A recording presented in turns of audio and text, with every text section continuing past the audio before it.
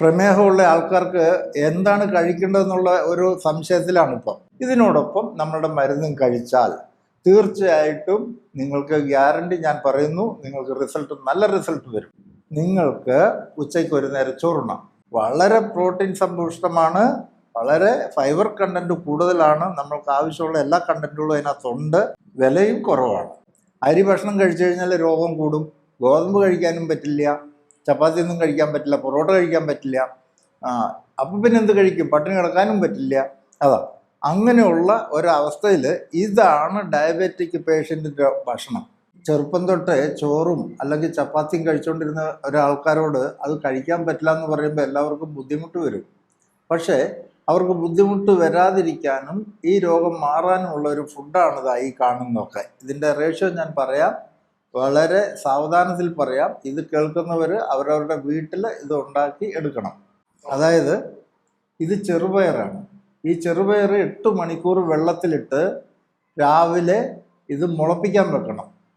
25 മണിക്കൂർ 24 മണിക്കൂർ കെട്ടിവെക്കണം. കെട്ടിവെച്ച് കഴിയുമ്പോൾ ഇത്രയും മുള വരും. ഇതാണ് അതിൻ്റെ കറക്റ്റ് അളവ്. ഇത് 8 മണിക്കൂർ വെള്ളത്തിലിടണം, പക്ഷെ മുളപ്പിക്കാൻ വെക്കണ്ട. ഇത് മുതിരയാണ്. ഇത് നമ്മളുടെ ജവാർ എന്ന് പറയുന്ന സാധനമാണ്. അതല്ലെങ്കിൽ മലയാളത്തിൽ മണിച്ചോളം. ഇതും 8 മണിക്കൂർ വെള്ളത്തിലിടണം. ഇത് പിന്നീട് 25 മണിക്കൂർ മുളപ്പിക്കാൻ വെക്കണം. ഇത് മുളപ്പിച്ചതാണ്, ഇതിന് മുളയുണ്ടാവും. ഇതാ ഫോക്കസ് ചെയ്ത് നോക്കിക്കോ.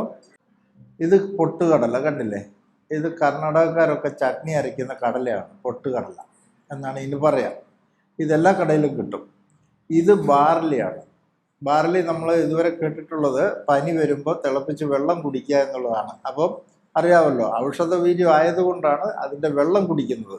നമ്മൾ പറയുന്നു ഇത് നമ്മൾക്ക് പുട്ടായിട്ടോ ദോശയായിട്ടോ കഞ്ഞിയായിട്ടോ കുടിക്കാൻ പറ്റും. ഇതിന് വലിയ വിലയൊന്നുമില്ല.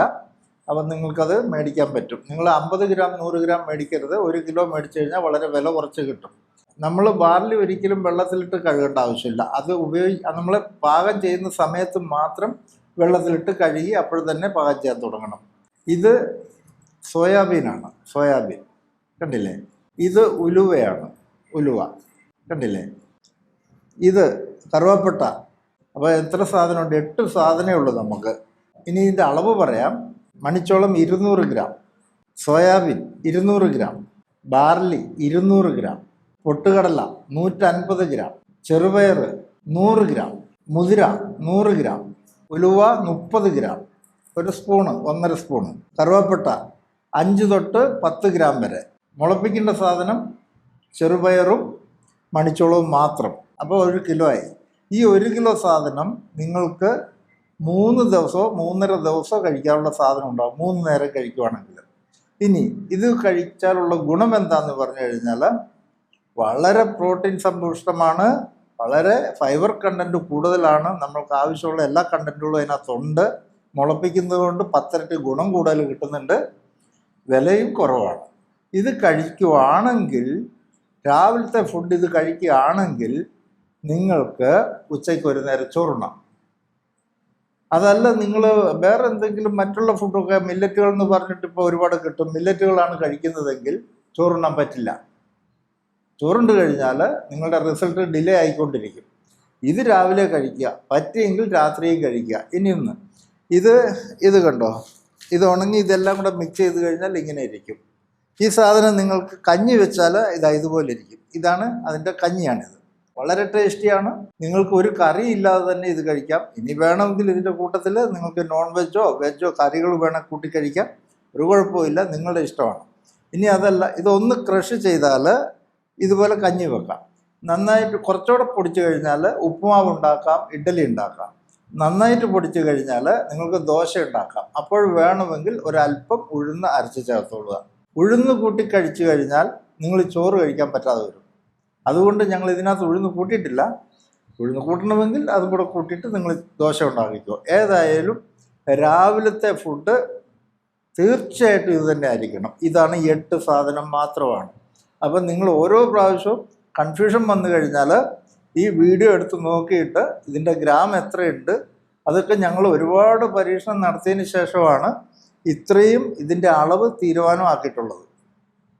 അപ്പോൾ എന്തെങ്കിലും ഒരു കൈക്കണക്കിന് എടുത്തിടാൻ പാടില്ല. ഇത് കൃത്യമായിട്ട് നമ്മുടെ എല്ലാ പ്രോട്ടീനും വിറ്റാമിൻസുകളും എല്ലാം ഇതിനകത്ത് വരുന്നുണ്ട്. അതിപ്പം നമ്മൾക്ക് ഷുഗർ കണ്ടൻറ്റ് വരാനും പാടില്ല, കാർബോഹൈഡ്രേറ്റ് നമുക്ക് 60-ൻ്റെ താഴെ നിൽക്കുകയും വേണം. ഇങ്ങനെയൊക്കെ ഇതെല്ലാം കറക്റ്റ് ചെയ്ത് വെച്ചിരിക്കുന്നതാണ് ഈ അളവ്.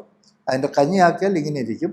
ഇതിന് കുറച്ചുകൂടെ വെള്ളം കുറച്ചെടുത്ത് കഴിഞ്ഞാൽ നിങ്ങൾക്ക് ചോറ് പോലെ ബിരിയാണി പോലെ കഴിക്കാൻ പറ്റും. അത് നിങ്ങളുടെ ഇഷ്ടം.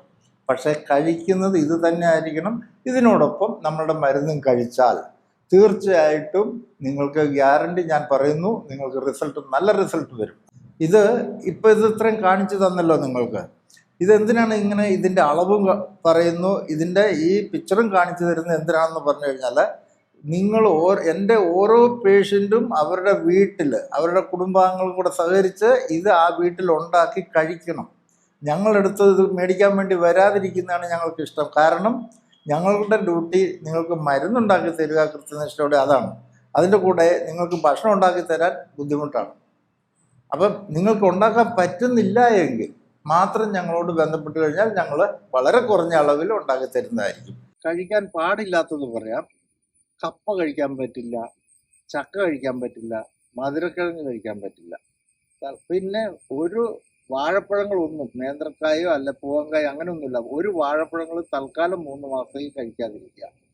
കൂടുതലും ഫ്രൂട്ട്സ് 3 മാസത്തിനുള്ളിൽ കഴിക്കാതിരിക്കുകയാണെങ്കിൽ നിങ്ങൾക്ക് പെട്ടെന്ന് നല്ല റിസൾട്ട് കിട്ടും. 3 മാസം കഴിയുമ്പോൾ നമുക്ക് ഈ രോഗത്തിൻ്റെ ഒരു 30% എങ്കിലും നമ്മൾ ഭേദമായിരിക്കും.